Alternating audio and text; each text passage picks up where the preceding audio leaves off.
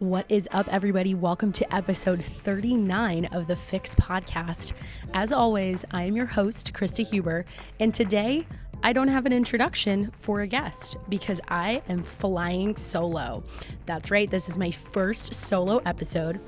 I'm not gonna lie, I'm a little nervous as I'm recording this, and if you guys have been following me for a little bit, if you follow me on Instagram and my social media, I jump on Instagram Live. I was doing my Wellness Wednesday videos for a little while, have kind of paused them as my schedule has gotten very hectic in the last couple of weeks, which I will share more about because I have some life updates for everybody. They're all very exciting.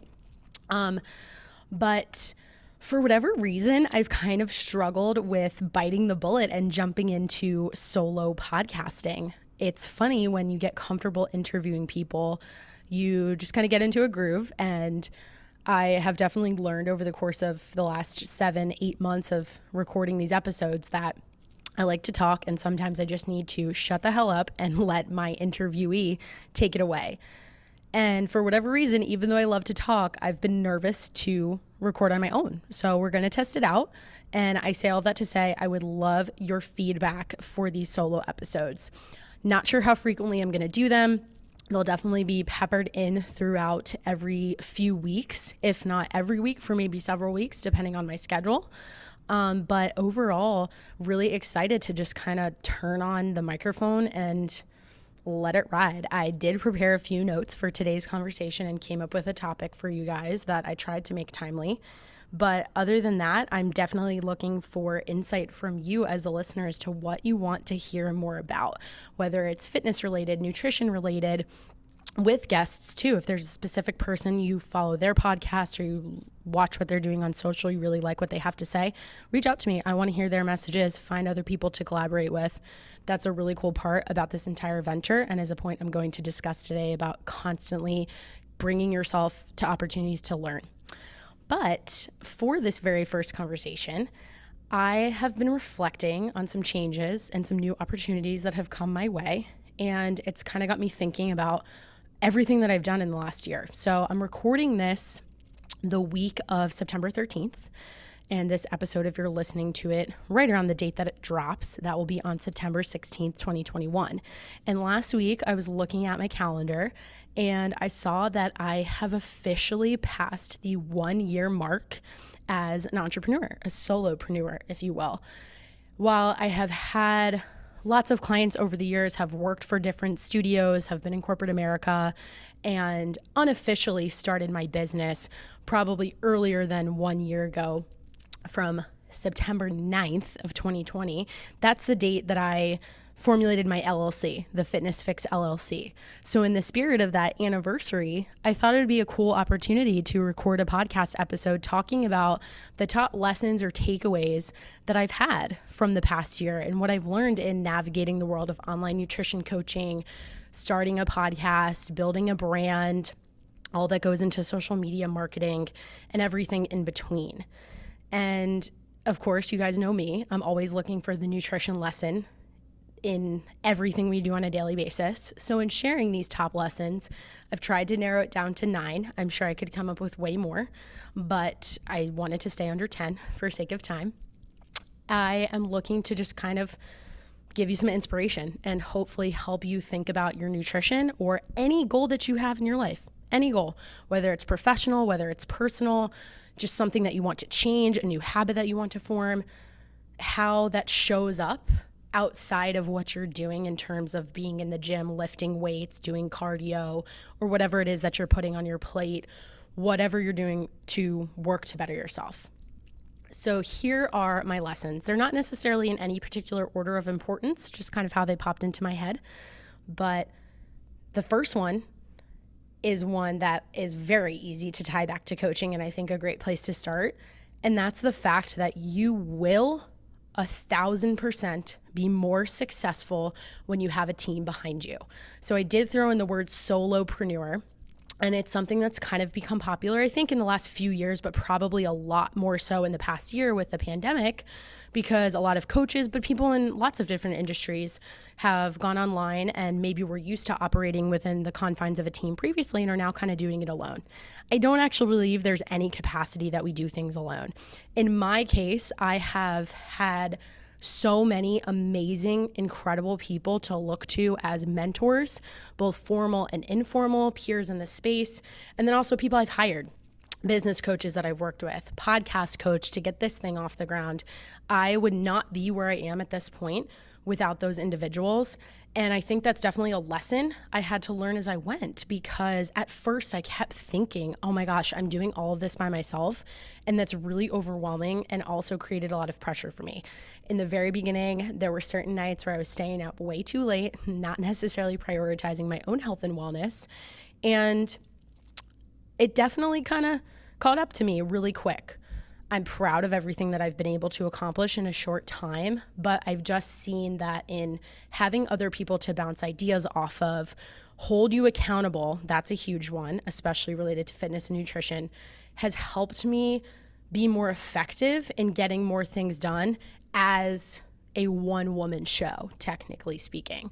So I think that what we tend to forget when it comes to the nutrition piece of all this is we want to try to go it alone sometimes, because we know, like, at the end of the day, a coach can't make the decisions for you. But we also need to recognize that as human beings, we like that accountability. We like feeling a part of a community that has similar goals, a similar vision, values, whatever it is. And why not lean into that? Yes, I always understand when people are saying, I've tried a million diets, I've tried this, I've tried that. How do I know that this method is going to work? It's really expensive. But it goes back to the classic argument. It's your health and it's an investment. So if you're seeing it as something that's expensive and you know it's going to cost you money, why not take it seriously and really level up your game by adding a coach into the mix?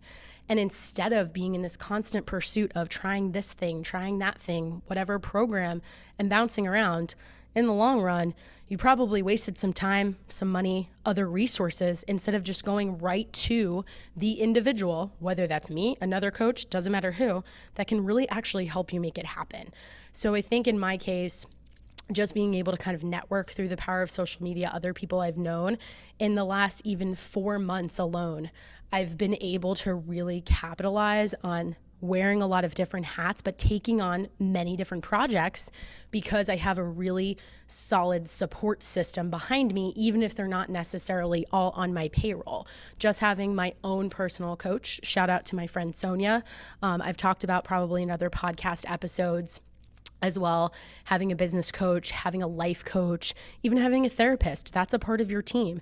I have to, of course, shout out my podcast team, everybody from Chase Tuning, who helped me get this thing off the ground, to Dom Fusco, who jumped in there and helped me with some editing for a little while, and now my guy Tony, who is running a lot of the behind the scene for this, and I wouldn't be able to do it without his expertise and willingness to make last minute changes, work with me inside of a crazy schedule to get this going. It's just so much easier to put out the quality work that you know you want to produce and lead with when you have all of those people behind you, and do it in, again, the most efficient way possible. So how does that relate to your nutrition? It relates to your nutrition in the fact that it's going to get you to where you want to go more quickly. And I think at the end of the day, that's what we're all looking for. And if you're not, you're just not being honest with yourself, because who doesn't want to be able to lose the weight, lose the body fat, transform their body as quickly as possible? I always ask clients, potential clients, if they could snap their fingers tomorrow and have exactly what they want in terms of their health and wellness, what would that look like?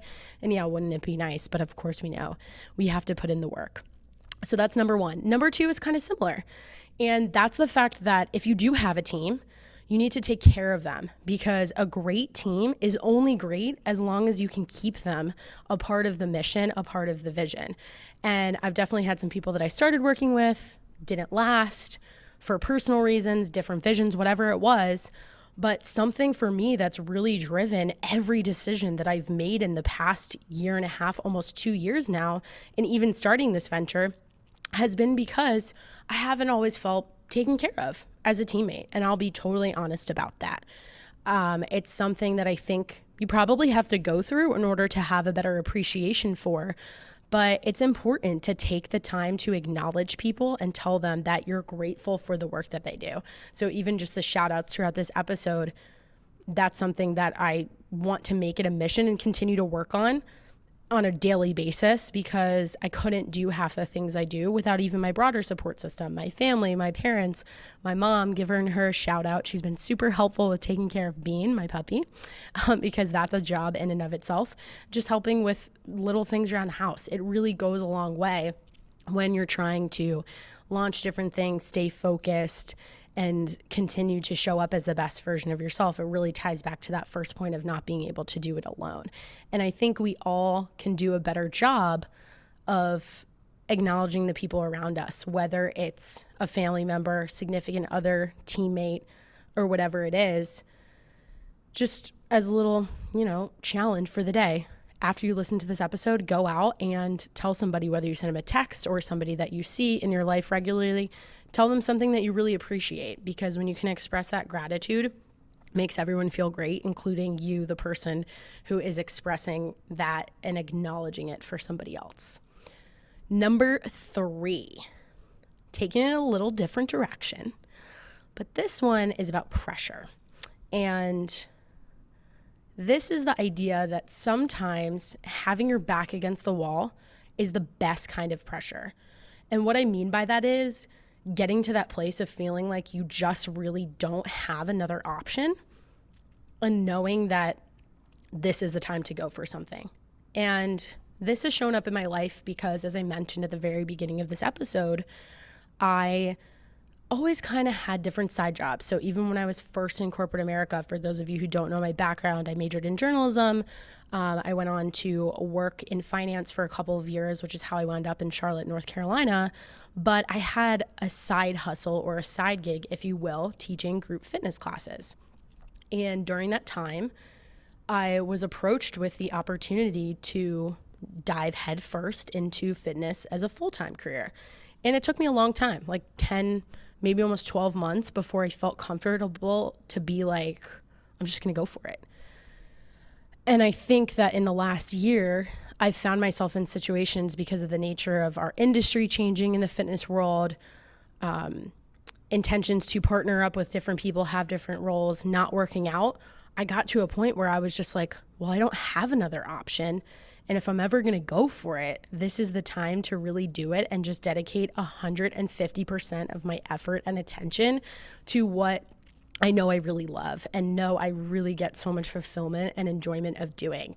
So this advice or piece of wisdom is for somebody who maybe you have a side hustle. I heard this on another podcast and I really, really like this point, and it's something I actively want to work on too. Stop calling it a side hustle. If you're really passionate about it, start to act like and tell yourself the story that this is your thing. It's what you're going to pursue, even if it's not right now. Maybe you're not that type of person, and maybe you're the person who needs to have all the T's crossed and all the I's dotted. I've definitely thought I've been that person, and just life happens. You can't make all the plans, and you just get thrown into situations where you're going to test yourself and see if you can go for it.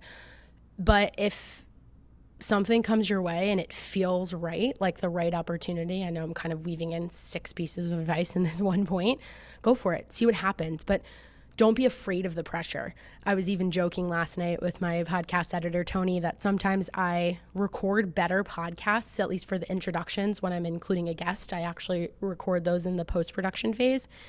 Sometimes if I have too much lead time, like a week or two, I'll sit there and re-record it. So I'm recording this for you guys.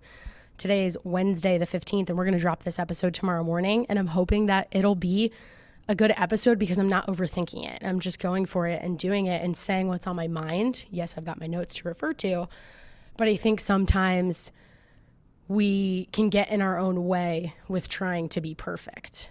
And that has the best tie into the whole nutrition piece, because of one of my favorite things I like to point out to people. We get stuck in that all or nothing mindset. We convince ourselves there's got to be a perfect time to pursue fat loss, a perfect time to change our habits, start a new diet. or whatever it is that we want to accomplish. And there's really never going to be a perfect time. Instead, I like to frame it as the fact that if you actually start when your life feels really chaotic, if you can handle it in that situation, think about how much easier it's going to be when things do calm down, if that does happen for you. So that's number 3. Number 4, you need to talk to yourself the same way you encourage other people. I am the queen of being extremely hard on myself, yet I have clients who tell me that I'm one of their biggest cheerleaders, fans, supporters. But sometimes the things I find myself telling Krysta in her own head aren't the nicest phrases, or my expectations are super high and I don't always give myself the permission, which has been a phrase that's come up for me a lot over this past year, to just sit with whatever emotion I'm having, whether it's good or bad, but also tell myself like, hey, you got this. Not as an excuse, not as a way to kind of kick the can down the road and say, it's going to be okay. It's going to be okay. But just for the sense of realizing that it's a lot of work to go out there and do your own thing, and you don't have any of the answers. And I know that's not anything new. Lots of people say that, but I think we need to constantly remind ourselves that if we were to ever talk to someone else the way we talk to ourselves and criticize ourselves, we probably wouldn't have a lot of friends, or that relationship wouldn't be the great relationship that it is. So I think that's worth hammering home, that you need to continually lift yourself up, especially if in some situations you might not have that support of somebody else to lift you up. Like, they might believe in you, but they're also a realist, and they're like, hey, this is a risky thing that you're trying to do. Or in the context of your nutrition and fitness, it can sometimes be you choosing to have that discipline and execute on your plan of, you know what, I need to pass up this meal or this drink or whatever it is. And we usually have that one friend who's like, oh, come on, you can loosen up a little bit. Those are the times when you have to remind yourself why you're doing what you're doing and keep going for it, because you will thank that you in the future and be so proud that you made those decisions. But that needs to be part of your narrative on a daily basis. So that's number 4. Next, number 5, patience is everything. This comes along with being hard on yourself. And it comes along with what I said earlier in us wanting that instant gratification of trying to get results really quickly. Your patience, or lack thereof, gets in the way of you actually seeing progress, more specifically because you're not seeing the progress, in the sense that the progress is there and you're making it, but you're just not acknowledging it. So what do I mean by that? Nutrition example is the idea of maintaining your weight. I'll work with clients, they start weighing themselves regularly, taking progress photos, getting all the biofeedback, and there comes a point where their weight on the scale is generally the same. And for whatever reason, we've all decided that that's not quote unquote good enough or a good thing. I would actually argue that it's a great thing, because sometimes it's harder to maintain your weight than it is to lose it. If you think about the other factors that are at play, let's say you're a mom or a dad, you're managing your children's busy schedule, or you go on vacation, something about your routine changes, you've got a really intense job, a lot of pressure at work, you have a bunch of weddings coming up, and you're not necessarily preparing all your meals at home, so things are going to look a little different. If you can maintain your weight in those circumstances, that's something that's worth celebrating, and that is a form of progress. And we have to stop thinking that the only way we're seeing progress is because the scale went down or our pictures look different. Sometimes the real progress comes in sticking to a habit and creating that consistency. And creating consistency leads into number 6, which is such a big point that I could preach until I'm blue in the face, and that is being consistent. When it comes to the context of business and entrepreneurship, I think what I've learned with consistency is, first, let's take podcasting. Best advice I've gotten about podcasting is, once you get started, keep going and keep showing up. Same goes for things like YouTube, Instagram. It's a long game. Sure, could you blow up on social media quickly? Maybe in the context of Instagram, a few years ago, it was probably a lot easier. Or look at TikTok, newer platform. People are really picking up steam with it. They're blowing up overnight over a couple videos. Other social media platforms that are flooded with people, it's not the same. And it's going to take time. But if you can be consistent in having pride behind your work, creating quality around what you do, and just showing up no matter what, but hammering your messages home, it's going to help you in the long run. People will scroll through your Instagram page or whatever it is and be like, wow, this person really puts a lot of time and effort into the message that they're producing. And in doing that and being consistent and quote unquote getting your reps in, you will get better at whatever that thing is. It will be easier for you to execute it on more quickly. And that's such a parallel for nutrition, because when it comes to things like food tracking, it can be really overwhelming in the beginning. Somebody's trying to learn about macros, understand what they are, if that's a tool that they choose to use, which most of my clients do track their food. And your head is kind of spinning like, oh, like I'm trying to figure out what's a protein, carb, and fat, but then also weighing my food and figuring out the amounts and all these other things and how to prepare recipes and fit in all the foods that I like. It can be a lot. But the more you do it, the better you are going to get at it. And that also ties really nicely into the next point that I wanted to highlight, which is practice makes perfect. So success doesn't happen overnight. We know it's a gradual process. I kind of got into that when I touched on the different social media platforms, just in terms of being able to grow. But you have a more likelihood of growing when you keep practicing and you start to better refine your messaging. In the case of this business example, or in the case of food tracking, if you keep doing it and practicing it and treating it like it's practice, it's just going to become a part of your routine. And none of that sounds really sexy or cool or innovative or exciting in any way. But a lot of times it's the mundane stuff and the repetitiveness that will ultimately get us to think about it, like actually not even think about it. It just become an autopilot thing. That's something that I've really learned just in the way I look at my own nutrition. It's so much easier for me now to really navigate maybe 80% of my food tracking, or tracking my food better than I would have in the past when my life was a little bit simpler, less crazy. I had fewer things going on. My day was more structured for whatever reason. And with podcasting, for sure, this is something I've had a lot of time to reflect on, because if I were to go back now and listen to episode 1, 2, or even probably number 6, I sometimes kind of cringe. I'm like, oh, why did I say that? Or even looking at the editing process. At that time, I wanted to chop lengths and several minutes of content, whereas now I'll record an episode with a guest and fire it away to my editing team, and it turns out great in a much quicker time. But the only way I've gotten to that point, and even the only way I have the confidence to sit here right now and record this and just kind of talk about what's coming up for me, is by doing it again and again and again. So I would encourage anybody, if you are that person who's had those stops and starts, keep practicing and really figure out what's causing you to struggle with the stop and start piece, meaning what's actually causing you to stop. If it's a situation of, oh, I get really busy and my life takes over, maybe we need to redefine your approach or look at it a little bit differently. Say in the sense of, food tracking really overwhelms you. Why don't we start with tracking once a week? And then we'll move to twice a week. Or maybe we only track one meal every single day and get really good at tracking that one thing. And then we can layer on additional action steps that will ultimately help you make that progress and get you to where you want to go. So I've got 2 more. I think we're on number 7 if I'm tracking correctly. And this one is all about setting up systems. So when it comes to my podcast process, even my coaching process with acquiring new clients, I would be remiss if I did not shout out the team at NCI Nutritional Coaching Institute.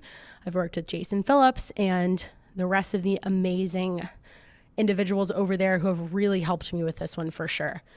You do not realize how much time you waste until you are a one-person show and you start to do the same things over and over again. And even something as little as like copy and pasting messages and reformatting them to fit that specific person in that specific conversation, you can waste a lot of time doing that.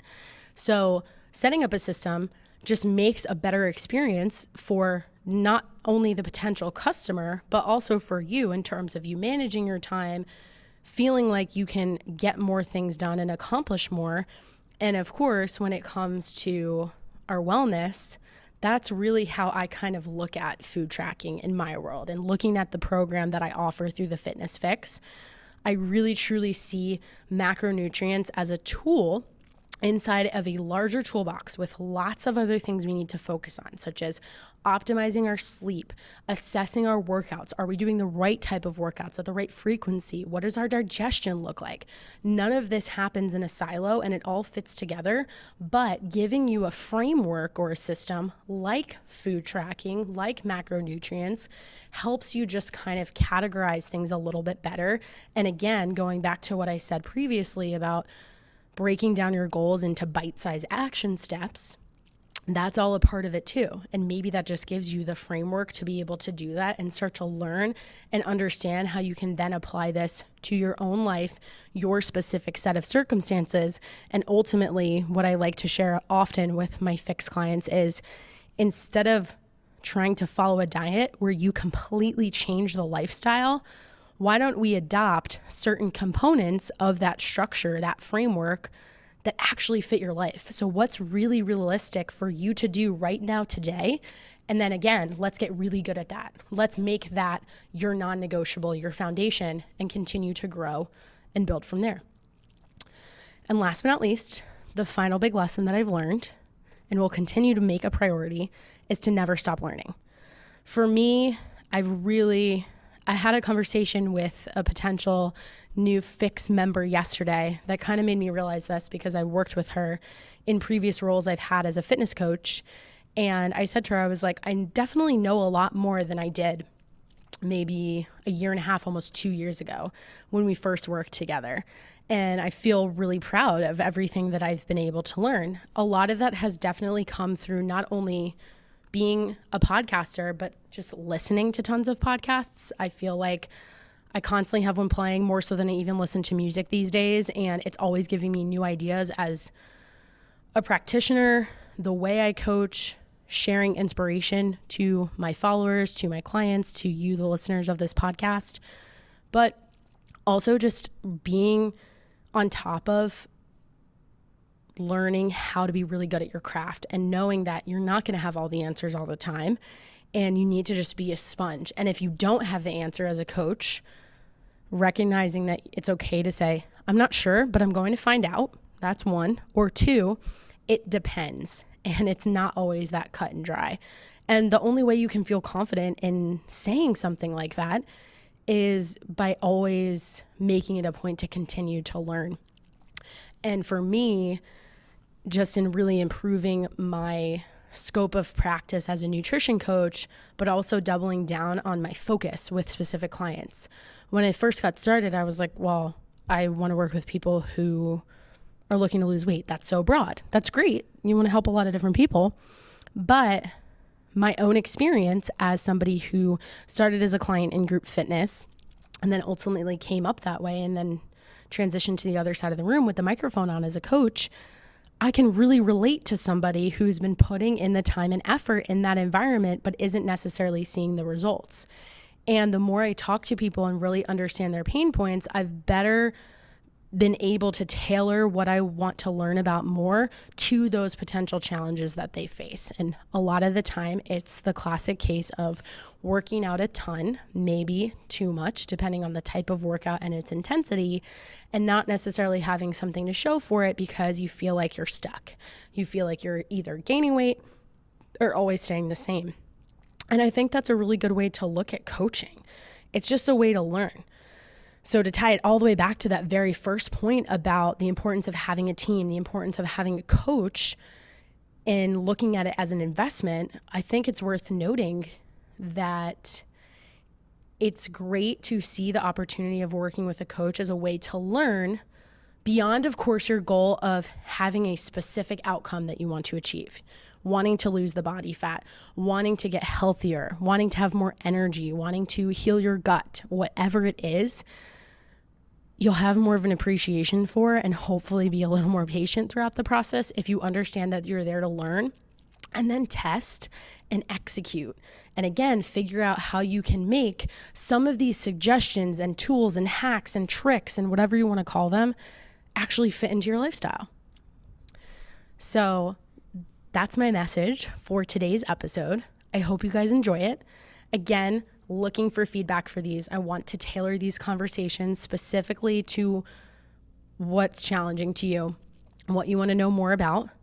And I'm excited to make this a part of the FYX podcast, a part of the brand, and hopefully you are too. As always, would love for you guys to share this message if any of it resonated with you.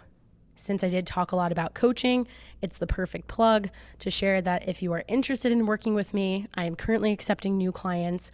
You can either jump onto my website, www.thefitnessfyx.com, or shoot me a message over on Instagram. Fastest way to reach me is there. My handle is @theKrystaHuber, which I will link down in the show notes like we always do. And shoot me a DM and we'll talk more. We'll talk about your specific situation and how I might be able to help you and hopefully have some awesome changes happen in your life. Hope you guys have a great rest of your day.